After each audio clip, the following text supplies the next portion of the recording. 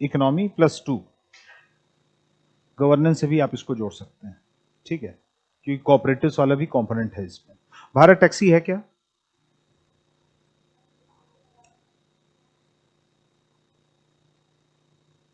मतलब अभी हमको यह देखने को मिला है इंडियन होम मिनिस्टर ने एक cooperative model,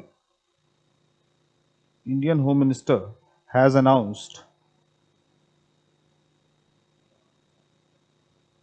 a cooperative model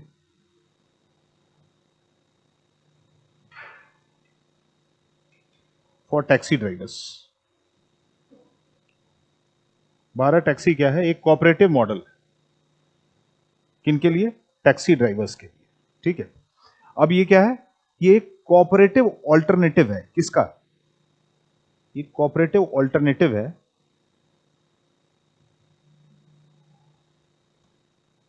जो प्राइवेट कैब एग्रीगेटर है उनके लिए, प्राइवेट कैब एग्रीगेटर। अभी हमको कैब बुक करना रहता है तो हम कहां जाते हैं?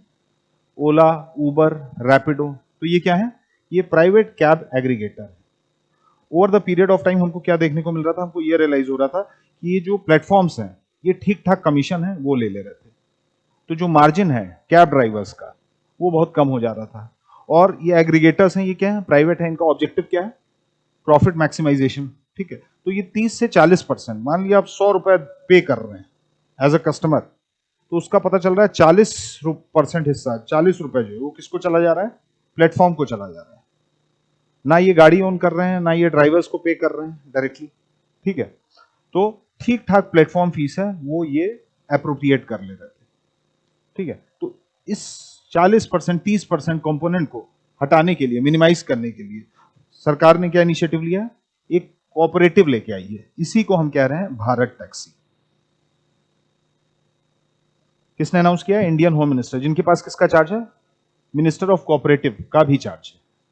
Is also minister of cooperative, ठीक है। फायदा क्या होगा इसका? It's a win win situation for all the stakeholders, ठीक है। स्टेक होल्डर्स कौन है? हम आप जो कैब बुक करते हैं। हमारा आपका क्या फायदा होगा? हमारा आपका फायदा ये होगा कि अब हमको दाम कम देने पड़ेंगे, ठीक है। पहले 100 रुपए देना पड़ रहा था, अब क्या है? रिलेटिवली कम देना पड़ेगा। और कैब ड्राइवर्स हैं उनको भी क्या है? उनको भी ज्यादा पैसा मिलेगा।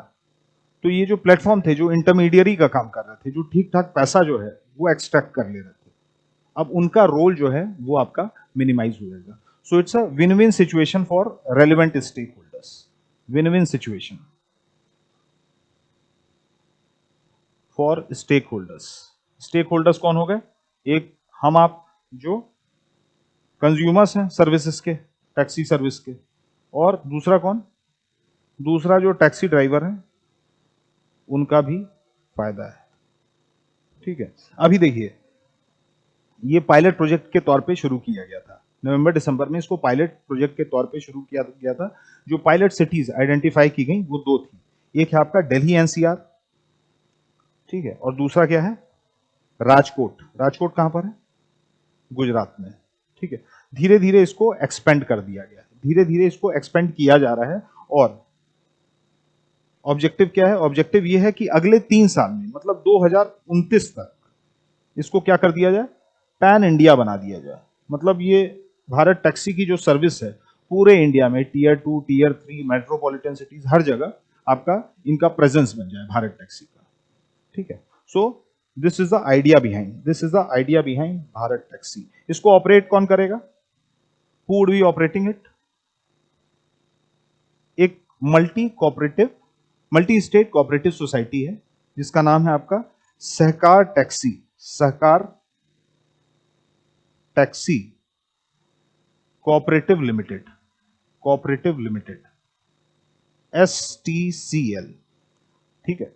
ये इसको ऑपरेट करेगी और साथ ही साथ इसको सपोर्ट कौन करेगा? इसको सपोर्ट करेगा नाबार्ड, सपोर्ट करेगा। साथ ही साथ अमूल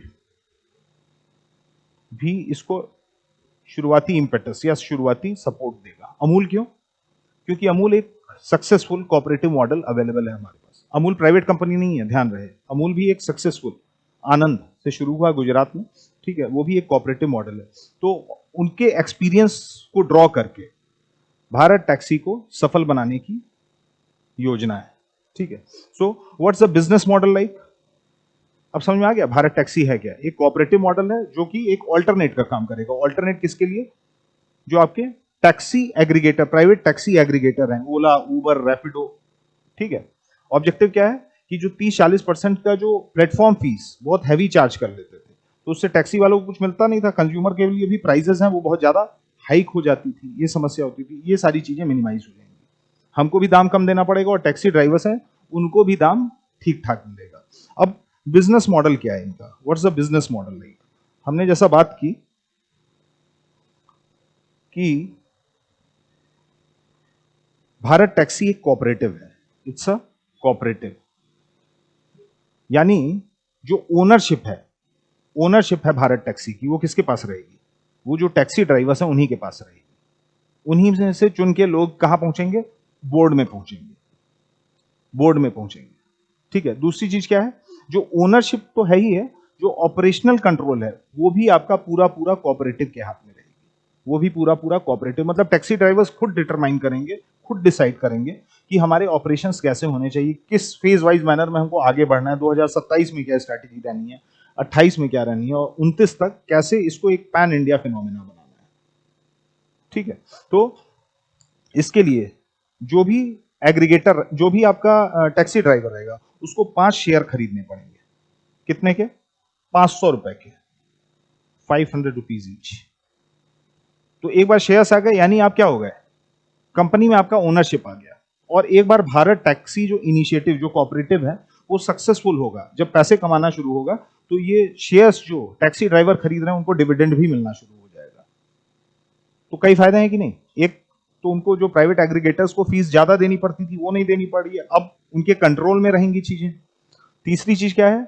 आप भारत में जो कोऑपरेटिव मूवमेंट है उसको भी मजबूत कर रहे हैं, जो सहकारिता का जो मॉडल है आप उसको भी मजबूत कर रहे हैं। चौथी चीज क्या है? चौथी चीज है ऑपरेशनल कंट्रोल जो है वो भी किसी फॉरेन कंपनी के पास नहीं है। उबर जैसे कहां की है? फॉरेन कंपनी है। इंडियन कंपनी ओला है, रैपिडो, ये सब इंडियन कंपनी है, लेकिन अब फॉरेन हैंड है, उसको भी आप मिनिमाइज कर रहे हैं। ठीक है, तो this is a business model. अभी क्या है? पायलट सिटीज से शुरू हुआ है, 2029 तक, 2029 तक इसको क्या कर दिया जाएगा? पूरे इंडिया में ऑपरेट करना शुरू कर दिया जाएगा। ठीक है, जो ड्राइवर्स हैं उनको क्या बुलाया जा रहा है? ड्राइवर को बुलाया जा रहा है सारथी।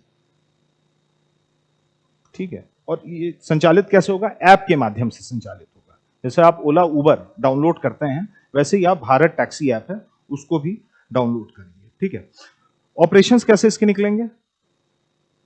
तो एक जो फिक्स कैपिटल या जो मोटे खर्चे हैं वो तो शेयर्स, जो भी टैक्सी ड्राइवर इस पे आ रहा है उसको क्या देना है? इसको 500 रुपए देने हैं, उसके बदले में उसको क्या मिल जाएगा? 5 शेयर मिल जाएंगे। फ्यूचर में उसको इन शेयर पे डिविडेंड भी मिलेगा। साथ ही साथ क्योंकि आपको बहुत कुछ मैनेज करना है, इसमें बहुत कुछ मैनेज करना है, मतलब एयरपोर्ट्स पे टैक्सी स्टैंड्स होने चाहिए, आपके रेलवे स्टेशन पे टैक्सी स्टैंड्स होने चाहिए भारत टैक्सी के। तो इसका खर्चा कैसे निकलेगा? तो 30 रुपए की सब्सक्रिप्शन फीस रखी गई है, ₹30 सब्सक्रिप्शन फीस किसके लिए? टैक्सीज के लिए। और 18 रुपए रखी गई है किसके लिए? ऑटोस के लिए। टैक्सी और ऑटोस के लिए 18 रुपए पर डे, मतलब इतना पैसा देना रहेगा, तब आप भारत टैक्सी पे एनरोल कर सकते हैं, आप उसके पार्टनर बन सकते हैं, आप उसमें एक शेयर होल्डर बन सकते हैं। ठीक है, which is very very less than what you have to pay, मतलब as a taxi driver what you have to pay for Ola, Uber और रैपिडो। ठीक है, so this is a operations like कि बिजनेस मॉडल कैसा इसका होगा। कोऑपरेटिव मॉडल होगा। दूसरा क्या है? शेयर्स खरीदने पड़ेंगे 500 रुपए के। ठीक है, और इसके एवज में आपको एक समय बाद, जब कंपनी है प्रॉफिट ड्रिवन हो जाएगी, तो आपको डिविडेंड मिलेगा। इसके इतर आपको पर डे का सब्सक्रिप्शन फीस भी देनी है, 30 रुपए गाड़ी के लिए, 4 पहिए के लिए, और ऑटो के लिए आपको 18 रुपए देने हैं। तो क्या है, आपकी जो गाड़ी है वो एनरोल हो जाएगी भारत टैक्सी के ऐप पे। ठीक है, लेकिन अभी इसमें क्या कंसर्न्स आ रहे हैं? What are the concerns? फायदे समझ में आ गए, बिजनेस मॉडल समझ में आ गया। ड्राइवर जो है, जो ड्राइवर है वो सेंटर पे है इस ऐप के। जैसे प्राइवेट कंपनी के केस में क्या रहता था? ड्राइवर्स को खाली as a passive stakeholder माना जाता था। यहां क्या है? जो ड्राइवर्स हैं वो सेंटर पे हैं इस ऐप के, इस मुहिम के, इस मूवमेंट के। क्यों? क्योंकि उनको सबसे ज्यादा फायदा हो रहा है। They are in the position of ownership, they are becoming more relevant a stakeholder. मतलब अब उनके जो स्टेक्स हैं वो हाई हो जा रहे हैं, उनका जो ऑपरेशनल कंट्रोल है वो ज्यादा हो जा रहा है विजेवी ओला, विजेवी उबर। ठीक है, तो ये सारी चीजें हैं आपका भारत टैक्सी में। लेकिन इससे कुछ कंसर्न्स भी हैं। What are the concerns associated? Concerns ये एसोसिएटेड हैं कि जो पायलट शुरू किया गया उसमें ये देखा गया है कि जो फेयर्स हैं वो ठीक से रियलाइज नहीं हो पा रहे हैं। फेयर्स हैं वो ठीक से रियलाइज नहीं हो पा रहे हैं। कुछ टैक्सी ड्राइवर्स ने ये कहा है कि जैसे एयरपोर्ट तक जाने का हम अदरवाइज 600 रुपए लेते थे, लेकिन भारत टैक्सी के थ्रू हमको कितना मिल रहा है? 350 रुपए बस मिल रहा है। ठीक है, तो लेस पे एज ऑफ नाउ, अभी एक ये कंसर्न है, लेस पे। दूसरा क्या कंसर्न है? दूसरा है कुछ ऑपरेशनल इश्यूज आ रहे हैं, ऑपरेशनल इश्यूज भी आ रहे हैं। जैसे आप एयरपोर्ट या रेलवे स्टेशन पे उतरते होंगे तो देखते होंगे ना, ओला पिकअप पॉइंट, उबर पिकअप पॉइंट। तो सेम चीज भारत टैक्सी में भी करनी है। भारत टैक्सी में भी एयरपोर्ट्स पे, रेलवे स्टेशन पे, ठीक है, पिकअप पॉइंट्स रहेंगे भारत टैक्सी के। तो इनके ऑपरेशन, क्योंकि अभी देखिए प्रोफेशनल एक्सपर्टीज नहीं है इनके पास। ओला उबर क्या है? बड़ी कंपनियां हैं, ये बेटर मैनेजमेंट टैलेंट आईआईएम से लोग हायर कर सकती हैं, अच्छे मैनेजमेंट कॉलेजेस से हायर कर सकती हैं। यहां पर वो बैंडविड्थ नहीं है। भारत टैक्सी क्योंकि कोऑपरेटिव है, यहां पर अभी ऑपरेशनल एफिशिएंसी उतनी अच्छी नहीं आ पाई है। ठीक है, जो इनके एप्स हैं वो भी अभी ठीक से चल नहीं पा रहे हैं। लेकिन क्या है, ये अभी शुरुआती दौर है, पायलट, इसीलिए इसको कैसे चलाया गया? शुरुआत में इसको पायलट के बेसिस पे चलाया गया कि लिमिटेड डिस्ट्रिक्ट्स में चलाया जाएगा और फिर वहां देखा जाएगा कहां कहां कमियां हैं, उन कमियों को ठीक किया जाएगा और फिर क्या है, उसको और शहरों में रोल आउट किया जाएगा over the period of time. Idea ये है 2029 तक इसको एक पैन इंडिया फिनोमेना, मतलब पूरे भारत में इसको ऑपरेट किया, लागू किया जा सके। तो ऑपरेशनल इश्यू, चाहे वो ऐप संबंधित हो, ठीक है, दूसरा क्या है, जो पिकअप पॉइंट संबंधित हो, ये दो मेजर इश्यूज आ रहे हैं, पिकअप पॉइंट्स। ठीक है, तीसरा क्या है? तीसरा कंसर्न क्या हो सकता है बताइए?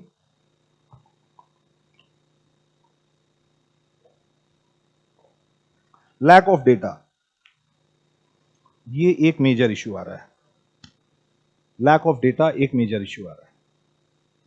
लैक ऑफ डेटा क्यों? क्योंकि देखिए ये ऐप ड्रिवन है, ऐप ड्रिवन है, और इस टाइप के जो एप्स होते हैं वो क्या होती हैं? डायनेमिक प्राइसिंग पे बेस्ड होती हैं। डायनेमिक प्राइसिंग क्या होगी? Based upon supply and demand. जैसे यहां से अभी आप हजरतगंज के लिए उबर बुक करिए और कल करिए शाम के समय में, तो दो समय सेम डिस्टेंस का अलग अलग प्राइस आएगा कि नहीं? क्योंकि डिमांड सप्लाई दोनों समय अलग होती है। इसी को हम कहते हैं क्या? डायनेमिक प्राइसिंग, कि डिमांड सप्लाई के इंटरसेक्शन पे प्राइसिंग है वो डिटरमाइन की जा रही है। ठीक है, तो अभी क्या है, जो बड़ी कंपनियां हैं उनके पास तो डेटा सेट है, वो कई साल से ऑपरेट कर रही हैं, बहुत सारे लोग उस पर एनरोल्ड हैं। ये क्या है, रिलेटिवली अभी नया ऐप है, तो यहाँ डायनेमिक प्राइसिंग निकालने में दिक्कत हो रही है। क्यों? क्योंकि अभी इनके पास एडिक्वेट डेटा नहीं है, जो रिक्विजिट डेटा होना चाहिए अभी वो ये लैक कर रहे हैं। ये जो ऐप है भारत टैक्सी वाला वो लैक कर रहा है। ठीक है, तो इसकी वजह से जो इनका प्राइसिंग एल्गोरिदम है वो पूरी तरीके से सही नहीं हो पाया है। जो प्राइसिंग एल्गोरिदम है, प्राइसिंग एल्गोरिदम समझ गए आप?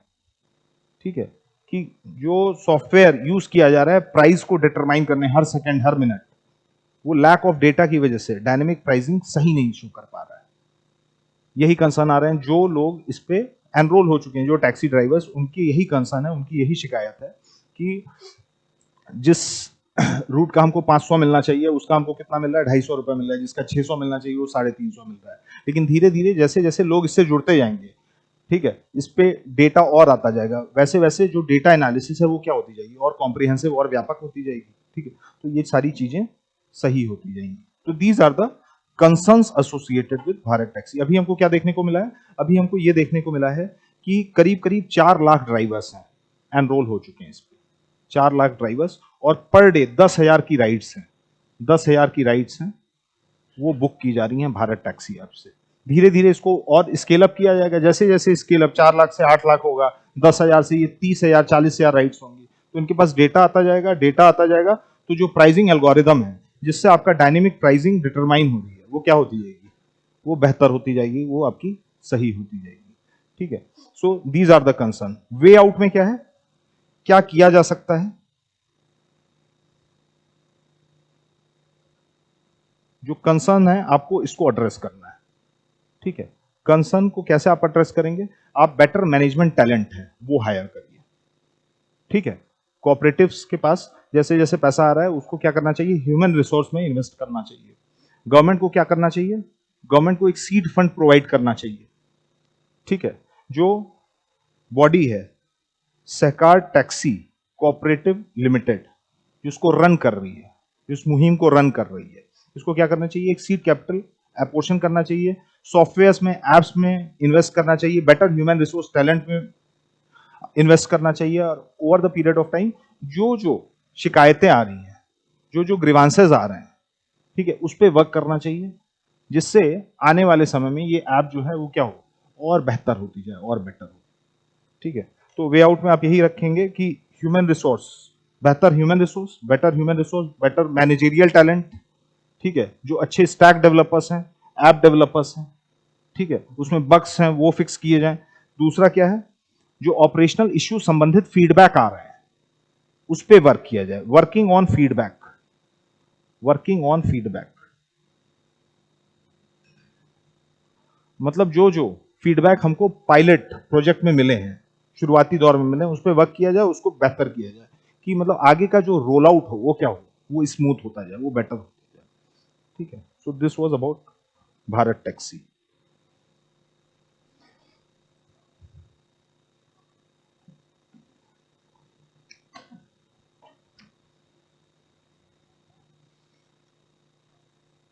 दूसरा आर्टिकल है एमपीसी रेपो रेट पॉज।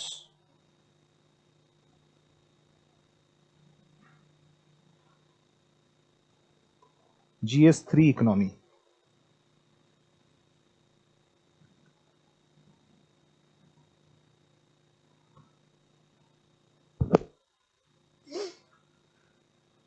ये न्यूज पढ़ी आप लोगों ने? अभी जो मॉनेटरी पॉलिसी कमेटी की मीटिंग हुई है उसमें क्या डिसाइड हुआ है? उसमें ये डिसाइड हुआ है कि रेपो रेट को अब अनचेंज रखा जाएगा। इस क्वार्टर के लिए रेपो रेट को क्या रखा जाएगा? अनचेंज रखा जाएगा। मतलब रेपो रेट पॉज, पिछले साल हमको क्या देखने को मिला? 125 बेसिस पॉइंट से रेपो रेट कट किया गया, ठीक है। 2024 पूरा पूरा हमको क्या देखने को मिला था? रेपो रेट कितना था?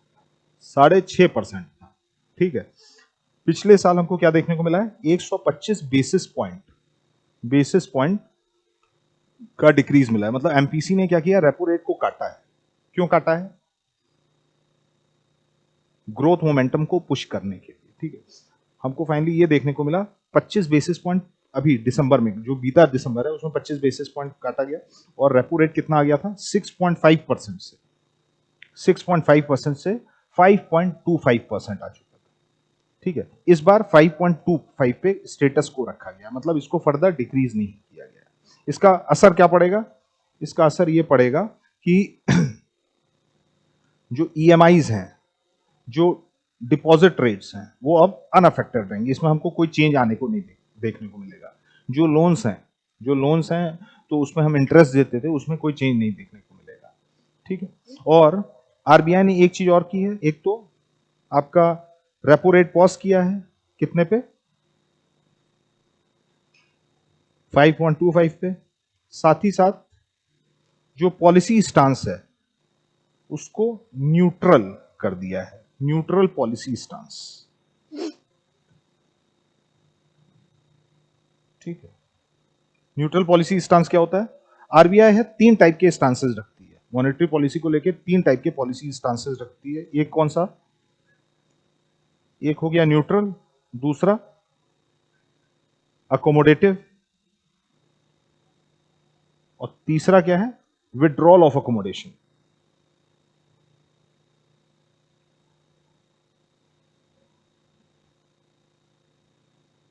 विड्रॉल ऑफ अकोमोडेशन, वही जो तुम बात कह रहे हो, एक्सपेंशनरी, और दूसरा क्या? कॉन्ट्रैक्शनरी, ठीक है। तो आरबीआई को क्या करना है? आरबीआई को 2 चीजें मैनेज करनी रहती है। एक क्या है? इन्फ्लेशन, एक चीज हो गई इन्फ्लेशन, और दूसरा क्या? ग्रोथ। ये देखिए, इन्फ्लेशन बहुत ज्यादा बढ़ेगी, इन्फ्लेशन बहुत ज्यादा बढ़ेगी तो हमको क्या देखने को मिलेगा? मैक्रो इकोनॉमिक इम्बैलेंसेस आएंगे, ठीक है। मैक्रो इकोनॉमिक इम्बैलेंसेस आएंगे। तो इन्फ्लेशन जब होगा तो आरबीआई क्या करेगा, रेपो रेट बढ़ाएगा। इसको हम क्या कहते हैं, विड्रॉल ऑफ अकोमोडेशन। ठीक है। और दूसरा क्या है, मान लीजिए इन्फ्लेशन बहुत नीचे जा रहा है, इन्फ्लेशन बहुत नीचे जा रहा है, डिमांड आ नहीं रही है, ग्रोथ सफर करने लग रही है, एक डिफ्लेशनरी टेंडेंसी आ चुकी है अर्थव्यवस्था में, इकोनॉमी में एक डिफ्लेशनरी टेंडेंसी। तो आरबीआई क्या करने की कोशिश करेगा, एक एनिमल स्पिरिट है वो लाने की कोशिश करेगा इकोनॉमी में, लिक्विडिटी इंजेक्शन करने की कोशिश करेगा कि लोगों के हाथ में ज्यादा से ज्यादा पैसा है, ठीक है, ज्यादा से ज्यादा खर्च करें वो बाहर निकल के, जिससे एग्रीगेट डिमांड है इकोनॉमी की ऊपर मूव करे और जीडीपी जीएनपी है हमारी जो है वो भी बढ़े। ठीक है। तो उस केस में आरबीआई क्या करेगा, आरबीआई जो है वो आपका रेपो रेट को कम करेगा। रेपो रेट कम करेगा तो बैंक्स को कम दर पे लोन मिलेगा, तो हमको भी, जो हम खुदरा जो रिटेल इन्वेस्टर्स हैं हमारे आपके जैसे, उनको भी कम दर पे लोन मिलेगा। ठीक है। तो एग्रीगेट डिमांड है वो ऊपर पुश होने लगी। इसको हम कहते हैं अकोमोडेटिव स्टांस। जब आरबीआई रेट कट करती है तो इसको हम कहते हैं अकोमोडेटिव स्टांस। ये क्यों किया जाता है, ग्रोथ को पुश करने के लिए। ठीक है। और विड्रॉल ऑफ अकोमोडेशन होगा कब, जब इन्फ्लेशन बहुत ज्यादा बढ़ गया है, 7% 8% इन्फ्लेशन आ रहा है, तो आरबीआई कभी भी अकोमोडेटिव स्टांस नहीं रखेगी, आरबीआई हमेशा विड्रॉल ऑफ अकोमोडेशन पे चली जाएगी। ठीक है। कोविड के ठीक बाद क्या किया गया होगा, अकोमोडेटिव या withdrawal of accommodation, withdrawal of accommodation. क्यों, क्योंकि लोग घरों में बंद थे, लॉकडाउन लगा हुआ था, सरकार ने बहुत पैसा खर्चा किया। ठीक है। सरकार ने ठीक ठाक पैसा, पीएलआई स्कीम उसी समय आई है, ठीक है, पीएम किसान के थ्रू पैसे बांटे गए हैं, अनाज बांटा गया है। तो इससे क्या हुआ, एक इन्फ्लेशनरी ट्रेंड आ गया था। तो जब दुकानें खुली, लॉकडाउन हटा है, तो गवर्नमेंट क्या करने की कोशिश की, इन्फ्लेशन जो बढ़ा है उसको काटेगी।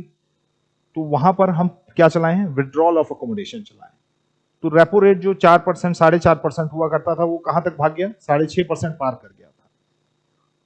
ठीक ठाक 1.5-2 साल विड्रॉल ऑफ अकोमोडेशन चला है। उससे आरबीआई ने क्या करने की कोशिश की है, जो एक्सेस लिक्विडिटी थी इकोनॉमी में उसको कट डाउन करने की कोशिश की है, विड्रॉल ऑफ अकोमोडेशन चला है।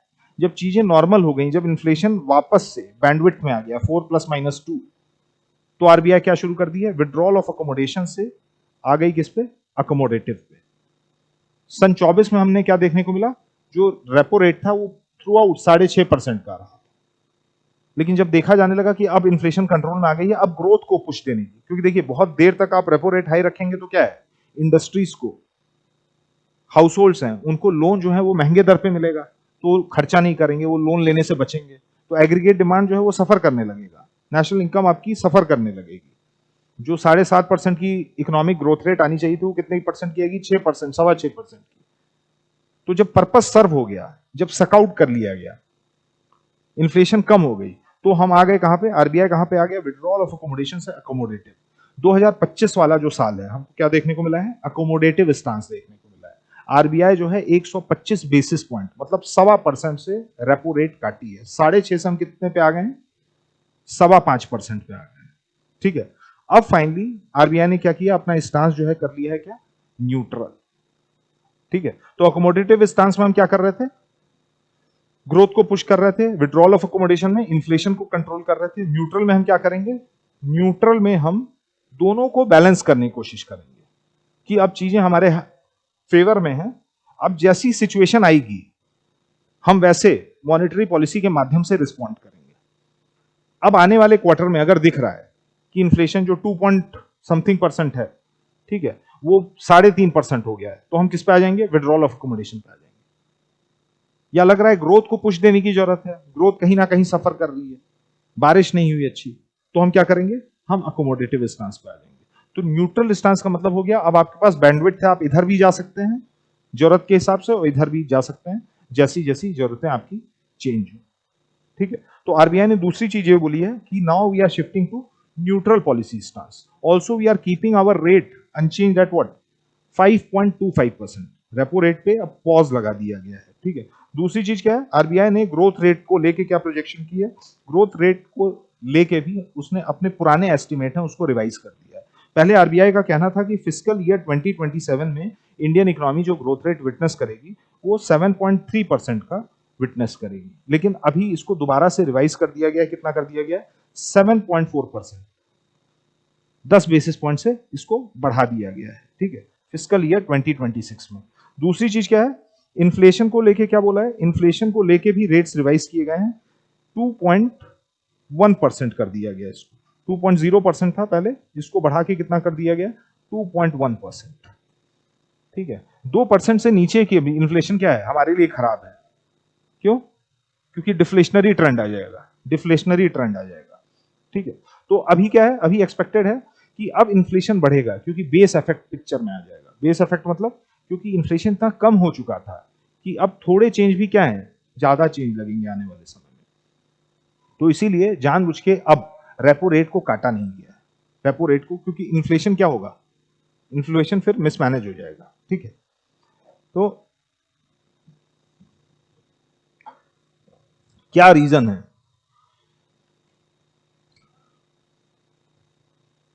why the rate has been kept steady? क्या कारण, पिछले साल क्यों काटे गए थे रेट्स? क्योंकि इंडस्ट्रीज कंप्लेन कर रही थी कि भाई रेपो रेट आपने इतना बढ़ा के रखा है, अब हमको लोन लेने में दिक्कत हो रही है। ऑटो मेकर्स हैं वो भी कह रहे हैं कि भाई गाड़ियां हमारी बिक नहीं रही हैं, लोग आ नहीं रहे हैं गाड़ी खरीदने।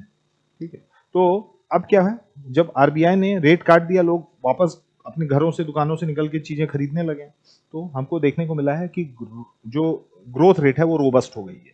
7.3 7.4% अच्छी ग्रोथ रेट मानी जाएगी। किस दौर में? अभी डी ग्लोबलाइजेशन के दौर में, जब पूरी दुनिया में ग्रोथ रेट सबड्यूड है। ठीक है, ग्लोबल ग्रोथ रेट सबड्यूड है, इंडिया जो है वो 7.3 7.4% क्लॉक कर रही है, दैट्स अ गुड नंबर। तो एक तो हमारे ग्रोथ पैराडाइम है वो मजबूत हो गई है, रोबस्ट ग्रोथ पैराडाइम एक फैक्टर हो गया। दूसरा क्या हो गया, इन्फ्लेशन भी हमने कंट्रोल कर लिया, मॉडरेट इन्फ्लेशन।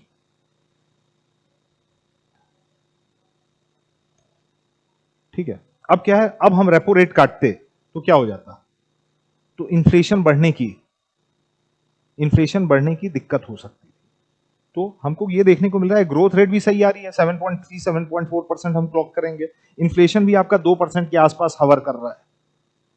ठीक है, तो इसको फर्दर कट डाउन या फर्दर ऊपर बढ़ाने की आवश्यकता नहीं थी, इसीलिए हमने इसको स्टेटस को पे रखा है, स्टेटस स्कोर पे रखा है। दूसरी चीज क्या है, ये तो मॉनेटरी पॉलिसी हो गया।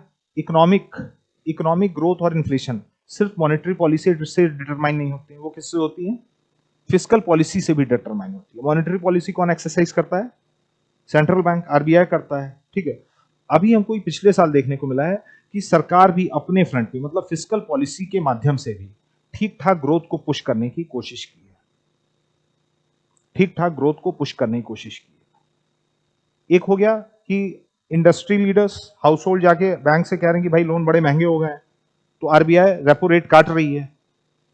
दूसरा चीज क्या है, दूसरा चीज ये है कि सरकार फिस्कल पॉलिसी के माध्यम से भी चेंजेस लाने की कोशिश कर रही है। पिछले साल हमने कई सारे रिफॉर्म्स देखे हैं, जीएसटी का रैशनलाइजेशन हमने देखा।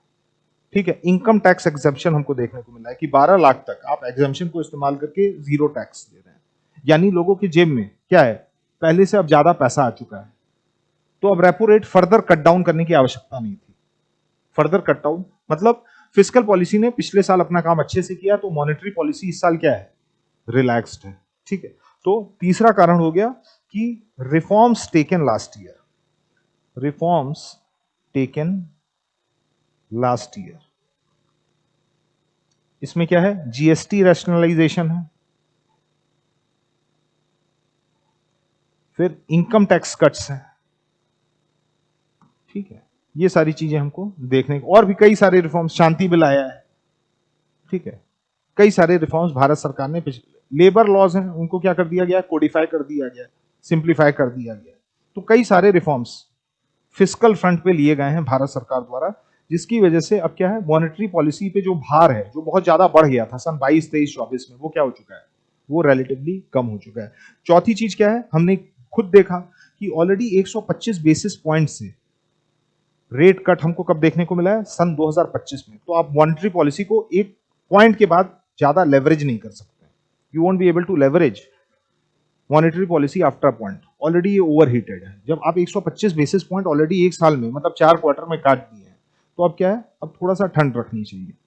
तो आरबीआई ने प्राइमरीली यही किया है। चीजें भी हमारे फेवर में है, ग्रोथ रेट सही है, इन्फ्लेशन सही है, हमारे जो मैक्रो नंबर्स हैं, फॉरेक्स रिजर्व है, सब कुछ सही है, ठीक है। तो यहाँ पर चीजें थोड़ी सी रिलैक्स की गई हैं, इसीलिए हम स्टेटस को रखे हैं। अगली चीज क्या है, ठीक कुछ दिन पहले कई सारी ट्रेड डील्स हमको देखने को मिली है।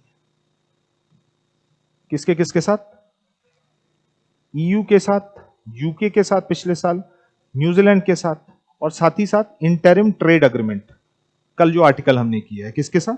यूएस के साथ। तो इससे भी क्या होगा, इससे भी जो डोमेस्टिक इंडस्ट्री है उसको पुश मिलेगा, ये भी कहीं ना कहीं जीडीपी पे कंट्रीब्यूट करेगी। तो अब फर्दर रेपो रेट को काटने की जरूरत नहीं थी, कि ऑलरेडी ठीक ठाक एनिमल स्पिरिट आ रहा है इन सारे कारणों की वजह से। आपने जीएसटी रेट है रैशनलाइज कर दिया, आपने इनकम टैक्स कट कर दिए हैं, आपने ऑलरेडी 125 बेसिस पॉइंट से काटा है पिछले साल, ठीक है। Growth rate, macro numbers, inflation, ये सारे आपके रोबस्ट हैं, इनमें मजबूती है, ठीक है। तो इसको फर्दर स्केल डाउन करने की कोई आवश्यकता नहीं थी, ठीक है। लेकिन वे फॉरवर्ड में आप क्या लिखेंगे, आगे क्या अप्रोच होनी चाहिए? अप्रोच अहेड,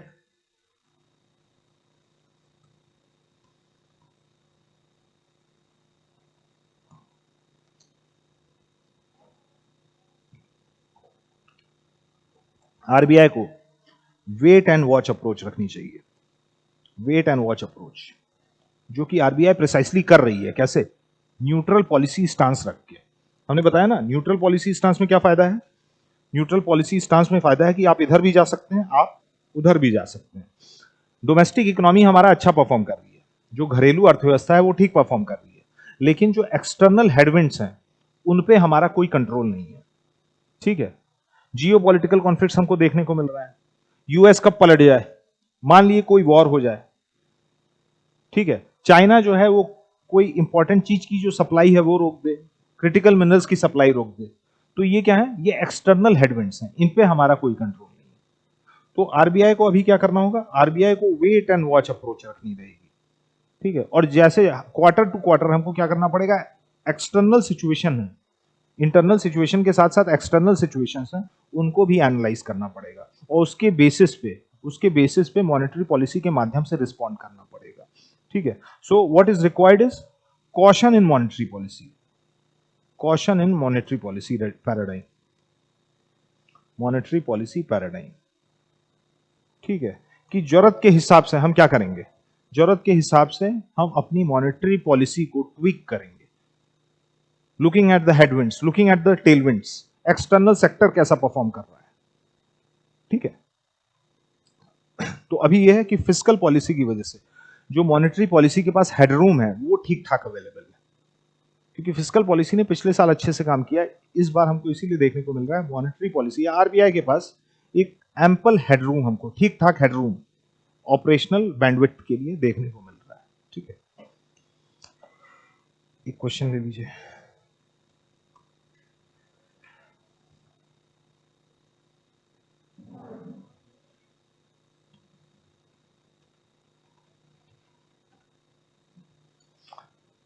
पहले पे दूसरे पे? हम्म,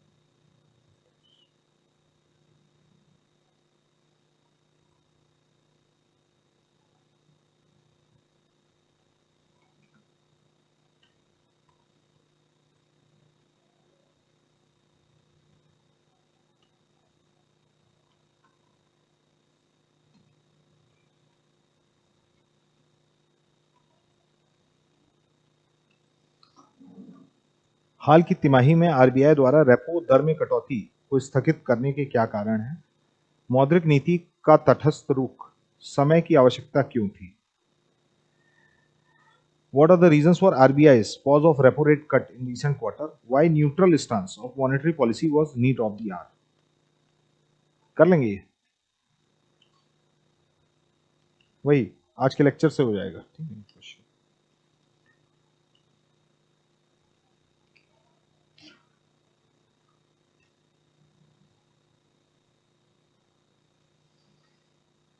बंद करूं?